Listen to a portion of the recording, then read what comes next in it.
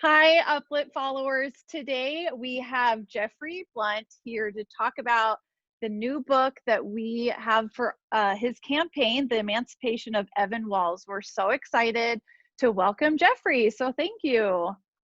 Oh, Megan, I'm so happy to be here. Glad for We this are opportunity. we are so excited. The book has already come out, but we are so excited to support this book. I am probably more than a third of the way in, as you can see, and I am currently loving it. So I just thought I'd give the floor to you for a little bit to just talk about just the summary of the book and what our readers can expect. The summary of this book, it's actually based on an article that I read about a young boy who was 10 years old living in city housing and who loved to read. Back in the day, we would refer to him as young, gifted, and Black. And he was a fantastic student and he paid for it often on the way home from school.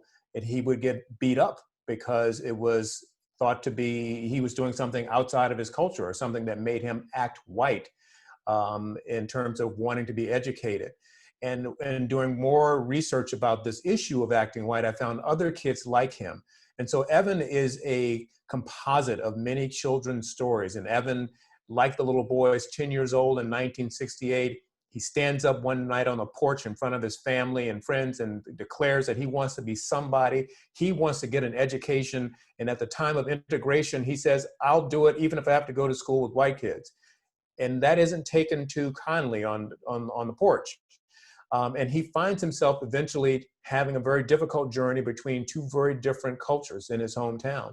On the one hand, he's the uppity N-word, which he would not be surprised to hear as a young Black boy in 1968, but he was shocked and just thrown by the fact that his own community found something wrong with him trying to become educated.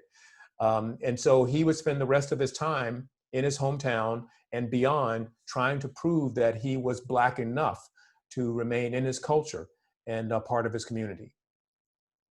Yeah, that's a perfect introduction because as I've been reading it, this boy has just touched my heart so much in this story.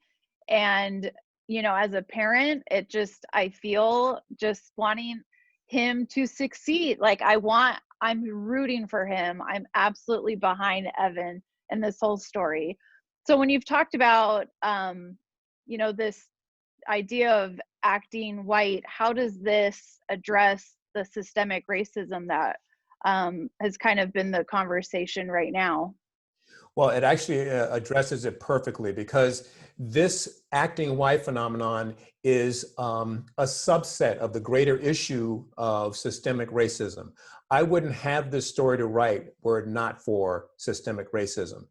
And because of things that happen at the time that we meet Evan when he's 10 years old in this town and across the large parts of the South, integration was happening. A lot of mistrust between each of the races as they were trying to come together, and a lot of the struggle in that had African American people struggling within themselves. And part of the thing about overt racism, systemic racism, is that it seeps down and enters into the community in ways that we don't expect. We're used to fighting outward, fighting against social justice. But sometimes it seeps in and it turns us against each other, which is what happens in Evan Walls. But many of the things that we see happening in the community today, trouble with police officers, this happens in Evan's book. Race in terms of how the media covers people and their desires to be heard happens in Evan Walls. So many different parts of what we deal with today are in that book and were present in the 60s and have moved forward with us. And I think Evan's story offers us an opportunity to see those things, to see what it can do to an innocent child who has pure desires, kind of makes us stop and say, well, wait a minute, because when children are hurt, we really stand up and pay attention, which is why I wanted Evan to be a child in this story.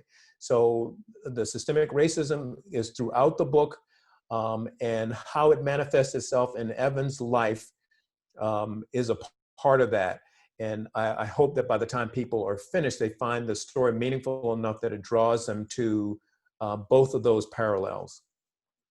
Perfect. I am so excited for everyone to meet Evan. I think this is a book that would be fantastic to discuss in a book club.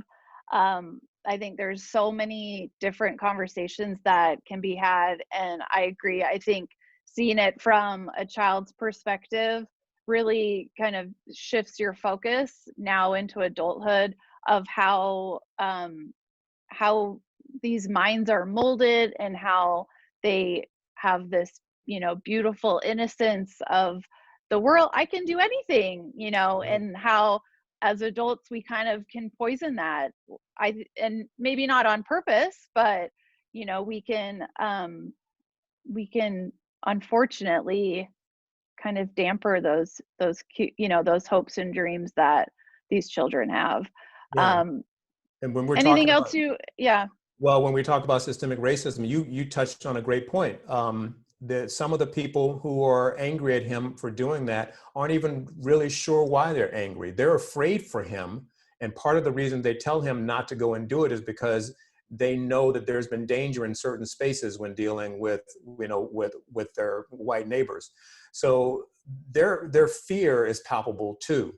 And the other thing is that, what we find out from Evan, and I'm not going to ruin it for you because you haven't gotten to the end there yet, but we find that Evan, is a scarred individual. And one of the things I wanted to leave people with, I think it ends beautifully in the sense that his wife is his soulmate and listened and hears him and helps him bring his trauma into context within his life. But we see how people can be scarred from this and how they have to live with this. And Evan has a blessing of having people who have unconditional love for him to help him with the story. But I wanted to make a point to the readers that we do great damage when we stop our kids from dreaming whatever dream they want to dream about. Yeah, that's beautiful. Well, we could probably talk about this for hours and hours, and we'll get to that later on, but I'm so excited. Well, now I'm like, well, guess I need to read the rest of the book today so that I can wrap it up. But anyway, thanks so much for chatting with me, and I know that this campaign is going to be a success. So, thank you everyone for listening.